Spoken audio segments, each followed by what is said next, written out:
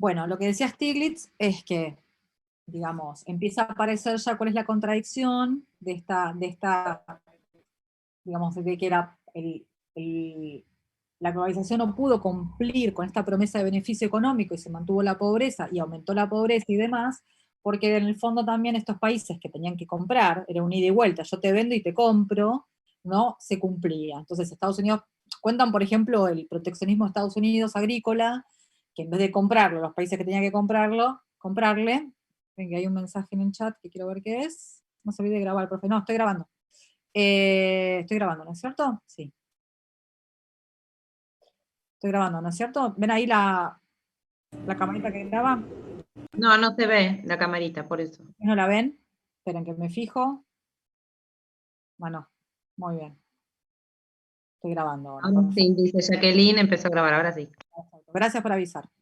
Bueno, entonces decía, lo que Stiglitz plantea es que justamente los países, en este juego de la globalización, ¿cuál era? Abran las fronteras, abran las barreras comerciales para que entren productos extranjeros, pero también para que salgan los productos nacionales locales. Era un ida y vuelta, yo te vendo y te compro. Ahora, si jugamos a que yo te vendo pero no te compro, y no es como, es hacer trampa, como diría mi hija, estás haciendo trampa.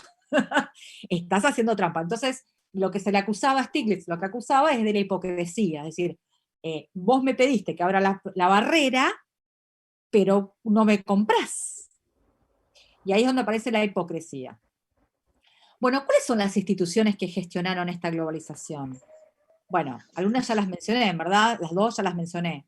La Organización Mundial del Comercio, la OMC, el Fondo Monetario Internacional y el Banco Mundial. Estas son las tres organizaciones o las tres instituciones globales, ¿sí? Son supranacionales, y ahora vamos a ver un poco cuándo surgen.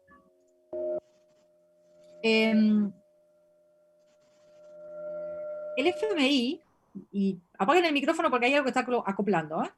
El FMI y el Banco Mundial surgieron durante la Segunda Guerra Mundial, en 1944, como resultado de la Conferencia Monetaria y Financiera de las Naciones Unidas en este complejo que se llamó Bretton Woods, un hotel, New Hampshire, para reconstruir Europa tras la devastación de la guerra y evitar depresiones económicas como la de 1929. Es decir, que el FMI y el Banco Mundial surgen a partir de una conferencia entre muchos países en 1944, justo antes de finalizar la Segunda Guerra Mundial, porque entendían de que de alguna forma la crisis que tuvo de Wall Street de 1929 fue en parte la causa de la Segunda Guerra Mundial, o en parte se podría decir del ascenso del nazismo y del fascismo en Europa. Ustedes saben que bueno, el nazismo y el fascismo fueron como reacciones al capitalismo, a la modernidad, porque veían la miseria que generaba, el hambre que generaba, y fue como una forma de responder, en vez de hacerse comunistas, se hicieron fascistas. Entonces, la conferencia de Bretton Woods es muy conocida y es en esta conferencia que ven acá ustedes, en este lugar, donde se crea el FMI y el Banco Mundial.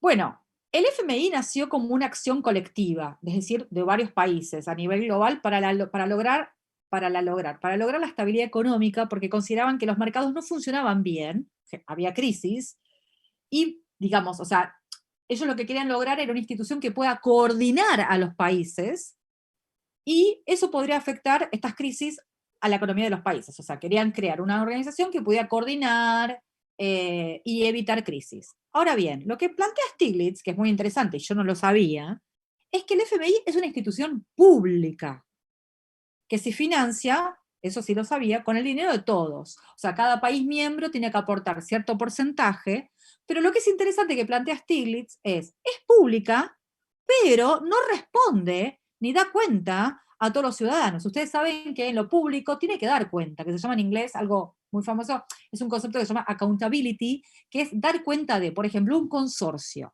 Un consorcio tiene que dar cuenta de la rendición de lo que gastó.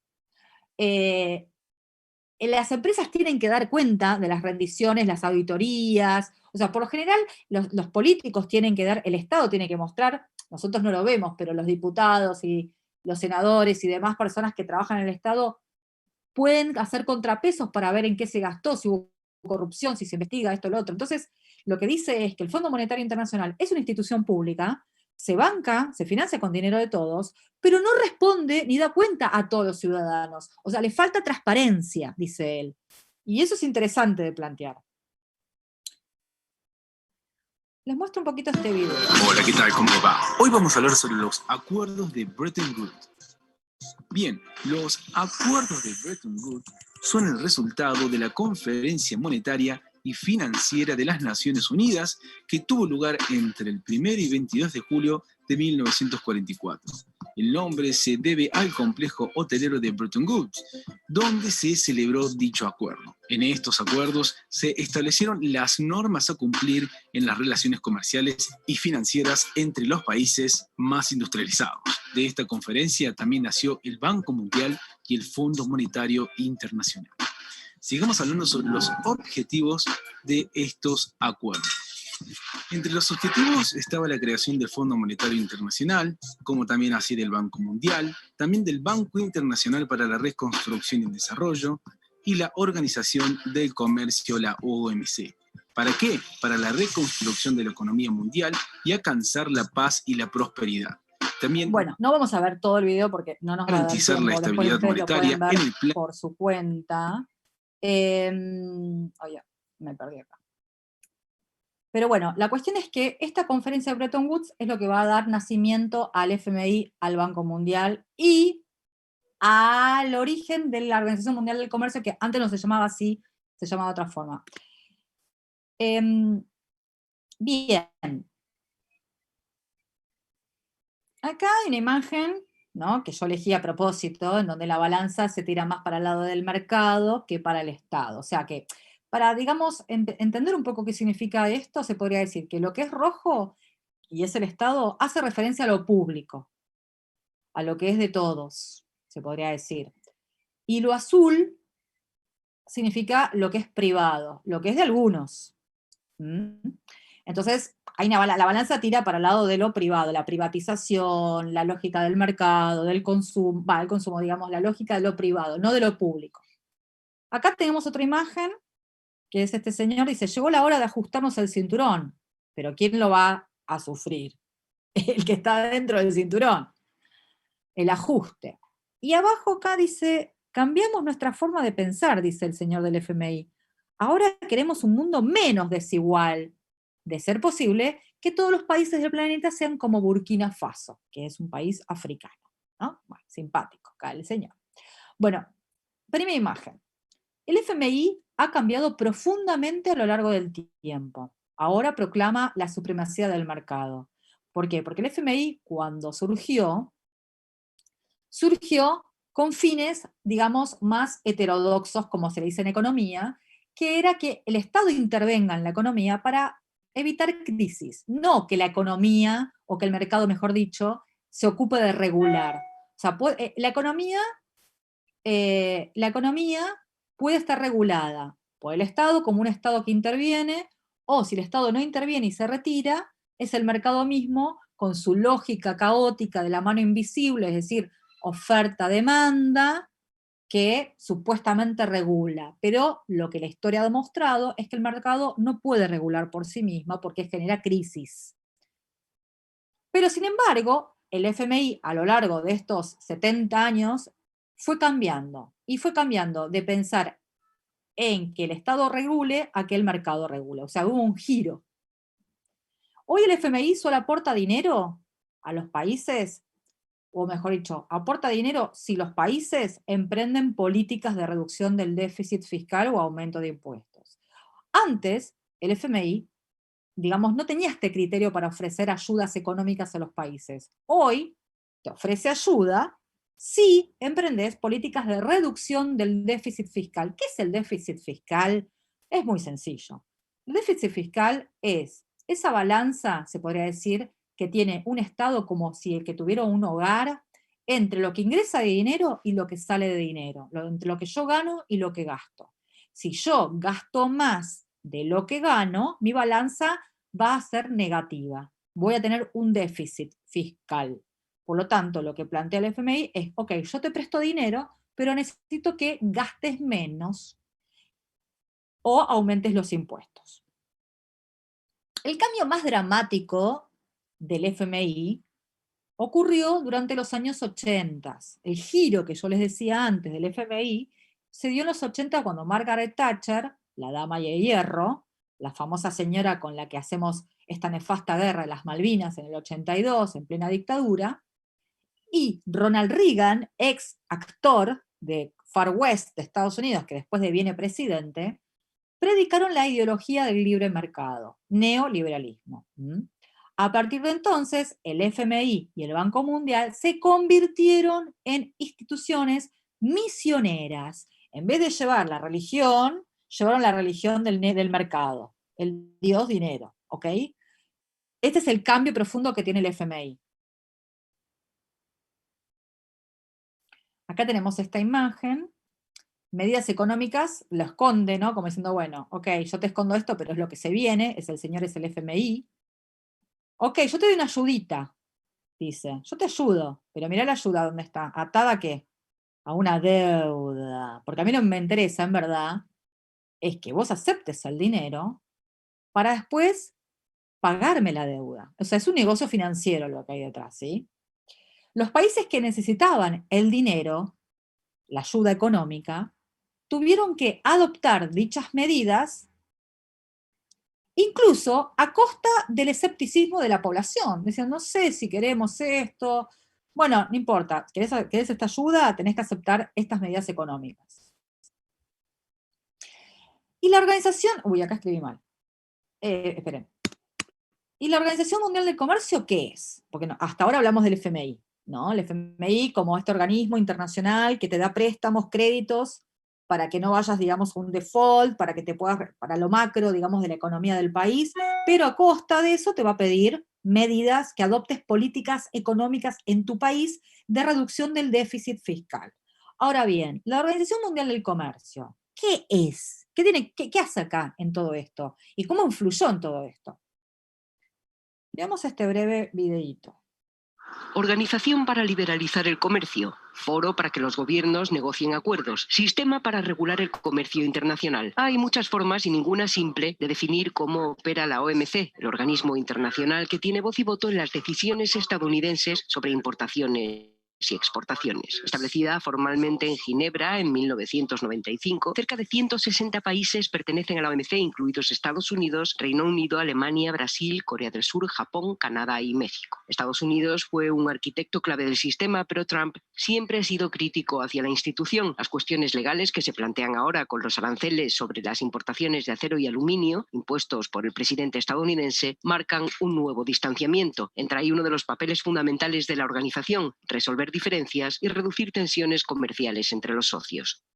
Bueno, entonces dice que la Organización Mundial del Comercio es como un foro, por un lado, en donde se pueden, digamos, limar asperezas para la negociación comercial. También plantea normas para la compra, digamos, para este shopping center global que vimos antes, pero bueno, favorecen a ciertos países, digamos, que son los más poderosos.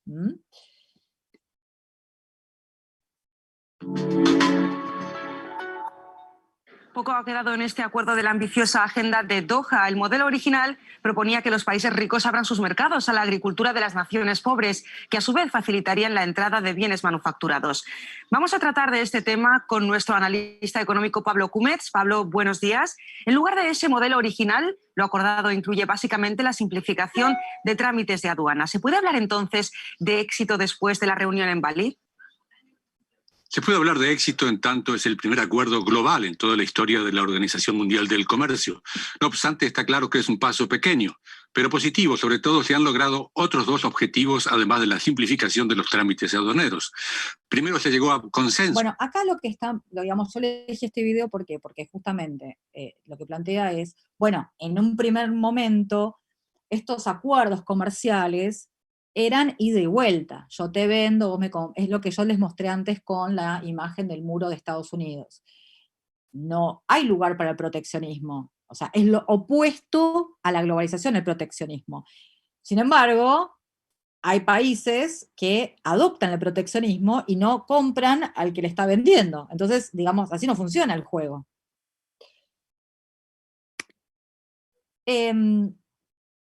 Entonces, digamos, la Organización Mundial del Comercio es este otro órgano, es esta otra institución global junto con el FMI, pero que en vez de ocuparse de dar préstamos o de dar créditos, se ocupa de establecer acuerdos y normas para el comercio internacional, que obviamente favorece a ciertos países, ¿sí? Bueno, gradualmente, pero de forma constante, un pensamiento económico que priorizaba liberalizar el mercado, el neoliberalismo, que es lo que vimos antes con Margaret Thatcher y Ronald Reagan, que digamos en los 80 empiezan a copar estas ideas, empiezan a copar los espacios de poder y lentamente también se empiezan a incorporar al FMI y que a partir de allí van a propagar el neoliberalismo también. Entonces, gradualmente, pero de forma constante, un pensamiento económico que priorizaba liberalizar el mercado fue incorporándose mediante reformas en los estados latinoamericanos durante los golpes militares de los años 70. El primer laboratorio neoliberal fue Chile en los 70, cuando asesinan a Pinochet. Luego va a ser el caso argentino también en los 70. Ahí, digamos, empiezan ciertas medidas neoliberales, comienza, pero luego se va a agudizar, digamos, las medidas van a ser más acentuadas en los 90. Pero digamos que empieza en los 70 esta idea de liberalizar el mercado, de dejar un modelo de producción industrial por un modelo financiero y comercial. Veamos este video los primeros minutos nada más.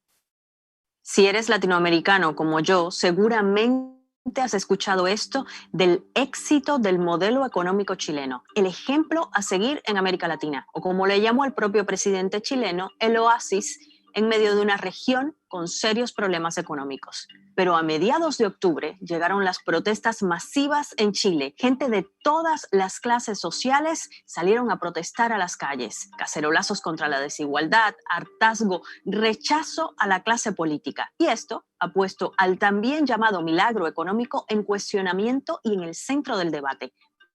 Pero, ¿qué es ese famoso modelo económico chileno y por qué es tan reconocido como un caso de éxito? Todo partió con la llegada al poder de Augusto Pinochet en 1973, tras derrocar al primer presidente socialista electo en el mundo, Salvador Allende. Allende había instaurado un modelo socialista que incluyó una reforma agraria y la nacionalización de empresas privadas. Pinochet entonces dio marcha atrás al modelo socialista de Allende y comenzó a implementar una fórmula económica diametralmente opuesta. El país se convirtió en una especie de laboratorio del neoliberalismo en la región, algo considerado tan polémico como innovador en su momento. Un grupo de graduados de la Universidad de Chicago, bautizados como los Chicago Boys, tomaron las riendas. Y así fue como comenzó la liberación financiera. Se relajó el control estatal de la economía y se llamó a la inversión extranjera. Y la privatización fue uno de los pilares de ese modelo. Con la creación de la nueva Constitución Política de Chile, servicios básicos como la luz y el agua potable pasaron a manos de privados. También hubo una fuerte privatización en áreas como la salud y la educación. Pero con algunos altibajos,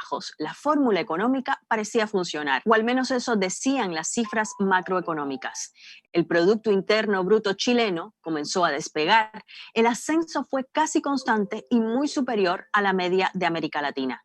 En 1990, con el retorno de la democracia, el modelo neoliberal continuó y aunque los gobiernos introdujeron reformas sociales importantes como seguros de salud universal y mejoras en la educación pública, lo cierto es que los pilares del modelo económico de Pinochet siguieron en pie. Aún más, se privatizaron otros servicios públicos como la llamada concesión de las carreteras. Y así, en muchos chilenos comenzó a germinarse la idea de que Chile, más que un país, era una empresa privada.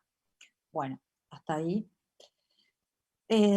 Bueno, el laboratorio chileno, la verdad es muy fuerte. Yo cuando lo veo siempre digo, wow, no puedo creer, mataron a un presidente socialista, lo aniquilaron. Bueno, después vamos a ir viendo un poco más adelante un poco toda esta cuestión.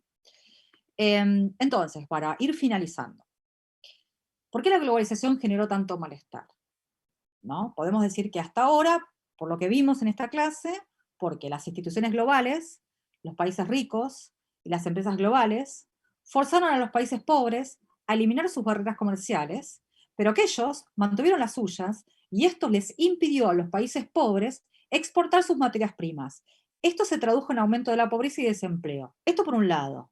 Por el otro lado, los países pobres, que buscaron ayuda económica, tuvieron que adoptar medidas económicas que modificaron profundamente el Estado y la sociedad. Se privatizaron los servicios públicos y se adoptaron políticas de ajuste fiscal, reducción del presupuesto en salud, educación, vivienda, etc., lo que implicó mayor desempleo, pobreza y exclusión. Es decir, el FMI que está detrás te daba la ayuda, pero te pedía ciertas medidas de liberalización de la economía, lo que generó efectos negativos en los países tercermundistas o subdesarrollados. Por el otro lado, en cuanto, o sea, esto podríamos decir que el segundo punto tiene que ver con el FMI y el primer punto tiene que ver más con la Organización Mundial del Comercio, porque no fue, digamos, transparente y justo las relaciones comerciales. ¿Por qué algunos podían proteger sus fronteras, o mejor dicho, sus economías, mientras que otros no lo hacían? Entonces, de alguna forma, eso generó como una relación hipócrita y que no benefició a los países que más necesitaban el impulso de la globalización para vender sus productos. Bien. Hasta acá. La clase, digamos, termina acá, la exposición, ¿sí? Bueno. ¿Están vivos? Sí. Sí, profe. La bomba que les tiro Mucha siempre. información, pero sí. Bueno, a ver, para simplificar, a ver, más o menos, ¿qué pudieron entender? Hacemos un ida y vuelta. Yo Mariana. entendí como que en realidad todas las instituciones, o sea, tanto la Organización Mundial de Comercio como el FMI, más allá de que cuando prestan una ayuda, no la están prestando con el fin de ayudar a otros, sino con el fin de poder obtener una riqueza atrás y obtener algo a cambio. Bien. No es que están ayudando, sino están haciendo un negocio ellos mismos. Es como decir, yo te alquilo tal dinero, te alquilo una casa, pero es todo un negocio atrás. Bien. Claro, Y entonces, como que están malinterpretando. Para mí están como malinterpretando el tema de la globalización. Hay puntos que no están muy claros entre los países. Por ejemplo, lo que informó recién, eso de los países ricos que forzaron a los países pobres. O sea, si los países pobres liberan el mercado, o sea, liberan las barreras comerciales, deberían llegar al acuerdo de que los países ricos puedan comprarle los productos que los países pobres generan. Pero bueno, nunca se llegó a ese acuerdo, como que hay una falta de... como que... sí, en realidad, digamos, En realidad, me parece que es muy inocente lo que decís, es muy naif en el sentido, no que está mal, digo, yo creo que lo que hay detrás en verdad es que hay intereses más poderosos que hacen que el sub y baja quede de un lado, digamos, ¿no? El sub y baja, en vez de hacer así, sube y baja, y es equitativo, ¿no? Un poquito subís vos, después un poquito sube el otro, no quieren Claro. bajar el sub y baja. Entonces pasó un poco eso, y lo dice Stiglitz, que es un tipo que estuvo adentro de este edificio, de estas organizaciones, y lo vio, cómo de alguna forma, en vez de querer ayudar, lo que hacían era, digamos, incentivar la pobreza. Claro, sí, sí, obvio, te dan una mano y en realidad te estaban Están hundiendo. apuñalando. Claro. no, es que en realidad Claro, la mano... tipo, la- ¿no vieron la el mano meme que que les dan- mandé yo hoy de Homero Simpson? Ah, sí. El del FMI. ¿Qué le dice Homero a Bart? Para que lo lea. Está buenísimo. Yo cuando lo vi me morí de risa. El FMI te vino a buscar algo así. En Claro, realidad sí. en las barreras ellos te piden que hagas la barrera no para que puedas venderles a ellos, sino para ellos poder venderte y sacarte lo poco que tenés. En realidad ellos buscan enriquecerse, no que vos... Claro, exactamente. O sea, la realidad es esa, o sea, ellos te van a decir siempre, no, yo quiero que abras, pero el interés en realidad es poder venderte y sacarte dinero. Ellos nunca te van a querer comprar ni se lo Y ya vamos plantearon. a ver por qué, ya vamos a ver esto. La próxima clase, cuando empecemos a ver un poco todo este tema, que el bloque que viene tiene que ver con el neoliberalismo. El meme que mandé dice, Bart, no quiero asustarte, pero el FMI está en la casa. Que es así, que es buenísimo. Da miedo, ¿no? Es como el fantasma, está el FMI, sonamos. Bueno, exactamente. El tema es, bueno, ¿qué hay detrás de estos intereses? ¿Por qué el FMI, digamos, busca lucrar? Porque es la palabra, busca lucrar. Bueno, suena medio a financiero, a bancos, un poco todo esto que está ahí dando vuelta. Les muestro un poco la clase que preparé. Yo acabo de subir también a la clase. Esperen que, a ver, ahí. Acabo de subir a la clase del aula. No, bueno, esta es la clase del día de hoy. Ahora voy a habilitar también la otra comisión. ¿Cómo llegó la globalización a ser un malestar? Bueno, un poco lo que presenta Stiglitz solamente, y dice, en esta clase trataremos de entender cómo se fue gestando el malestar en la globalización. Ya vimos en la clase anterior las miradas contrapuestas que existieron y prevalecieron durante la década de los 90, por un lado, los defensores de la globalización y por el otro sus críticos. También vimos que la globalización es una fase del capitalismo que busca estratégicamente ubicarse en áreas favorables para producir y extraer, dejando como consecuencias los impactos negativos en el medio ambiente y en las personas que allí habitan. Pero ¿quiénes están detrás de este proceso? ¿Quiénes han gestionado la globalización? ¿Hay organismos que se ocupen de regular este tráfico de mercancías, de capitales y de servicios? Lo intentaremos descubrir en esta clase para así ir comprendiendo cómo ha impactado el proceso de globalización en nuestro país. Para los que no pudieron presenciar la videoclase, bueno, ahora yo voy a pegar ahí el enlace de la videoclase. Dice, abajo van a encontrar un enlace que los va a llevar a una carpeta Drive, que es esta, a ver, sí.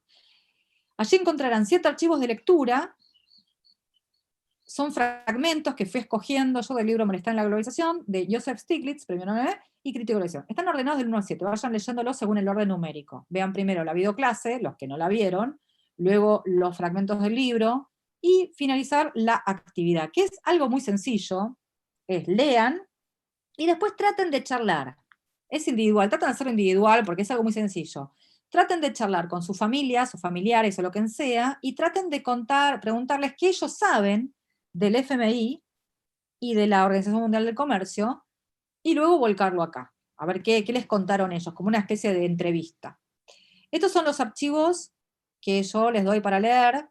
Fíjense que, a ver si puedo abrir este, ¿no se me abre? Bueno, ahí. Este es el prólogo, es una hoja. Yo fui seleccionando, van a ver que hay partes que están en blanco. Acá hay 2 hojas, el malestar, la promesa de las instituciones globales, bueno, y así, pero es muy poquito en verdad, es bastante poco. Y acá lo que les dejé es esta presentación que yo acabo de hacer, del PowerPoint, y que tiene ahí todos los videos para ver. En vez de linkearles los videos, les dejo la presentación directamente, porque es más práctico, con todos los videos ahí para que ustedes lo vean las veces que quieran y rebobinen, digamos, como diríamos en los 80s, lo que quieran ver. Bueno, de alguna forma puede entender que detrás de este proceso de globalización hay actores que toman decisiones, ¿sí? Hay intereses, no es un fantasma etéreo, sino que hay actores claves, actores políticos económicos. Y en el próximo bloque, neoliberalismo, vamos a ir viendo cómo eso fue afectando, o mejor dicho, cómo se empiezan a adoptar estas medidas neoliberales en la región, en América Latina. ¿Y a partir de qué eventos específicamente? Porque algo pasa en los 70s que empieza a prevalecer esta mirada tan digamos, bancaria, financiera. Bueno, nos quedan 4 minutos. Me gustaría saber, digamos, si se entendió, qué dudas tienen, si algo no entendieron, o es confuso, si fue confusa la clase.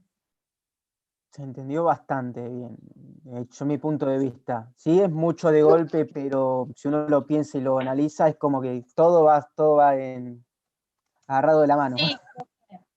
Además, a lo sumo uno después ve la clase de nuevo. A mí, por ejemplo, me pasa que capaz si algo, quiero verlo de nuevo, me perdí en una parte, después veo de nuevo la misma grabación y entonces ya voy tomando apuntes y voy anotando las cosas mejor. Buenísimo, buenísimo. Traten de leer, porque, digamos, sinceramente Stiglitz, yo elegí para leer Stiglitz porque es muy fácil lectura, no es complicado. El tipo, aparte yo elegí cosas que no sean muy economicistas, porque ni yo las entiendo tampoco, si es muy, muy meticuloso. Pero lo que es interesante es que es un tipo que está dentro y que él mismo critica la globalización y lo plantea de una forma. Él estuvo en Kenia, estuvo en Nigeria, fue a laburar y veía cómo se manejaba el FMI. Y está buenísimo porque en nuestro país el FMI, hasta el día de hoy, sigue resonando, ¿no? Entonces, necesitamos saber qué es esto y entender, bueno, si nosotros vamos a ser docentes, ustedes van a ser docentes, no van a enseñar FMI, pero van a entender, de alguna forma, o tienen que entender el impacto de esas medidas en el resto de la población, porque lo pagamos entre todos, digamos, a esto, ¿no? O sea, no es que no nos es ajeno. El próximo bloque yo lo estoy preparando ya, y espero que sea interesante también para ustedes, que lo encuentren interesante. Para mí, digamos, lo es, estoy como encontrando materiales interesantes para que ustedes puedan acceder a la información.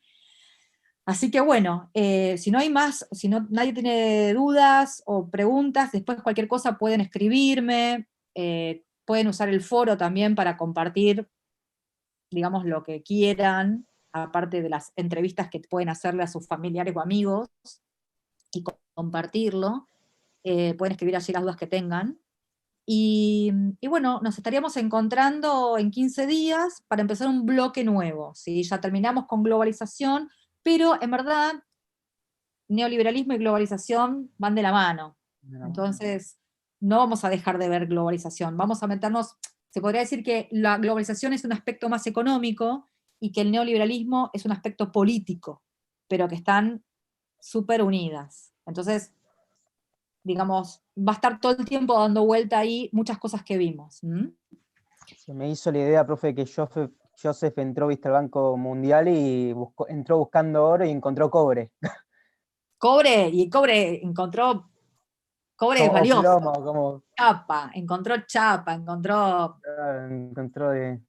sí. Cartón mojado, tenía una expectativa y cambió todo al ver todo cómo se manejaba. Porque lo que es interesante es que el FMI fue creado por personajes como Keynes, que el Keynes, no sé si lo escucharon una vez, fue un economista de la Segunda Guerra Mundial de esa época, que creó lo que es la economía heterodoxa, que es esta idea del Estado interventor, lo que nosotros hoy conocemos, que interviene o que regule el mercado, que el estado de bienestar, esta idea de que el Estado proteja, digamos en términos económicos. Bueno, Keynes está al calor de ahí, crea el FMI. Entonces decía Stiglitz, si hoy Keynes estuviese vivo, bueno, se vuelve a morir 400 veces más cuando ve lo que hace el FMI, que en vez de ayudarte te entierra, ¿sí? Es más, Argentina está en el libro de Stiglitz, y es el caso de lo que no hay que hacer. Lo que hicieron con nosotros, y nosotros lo que nos dejamos hacer en los 90, que es lo que nosotros vamos a ver después, es un caso de estudio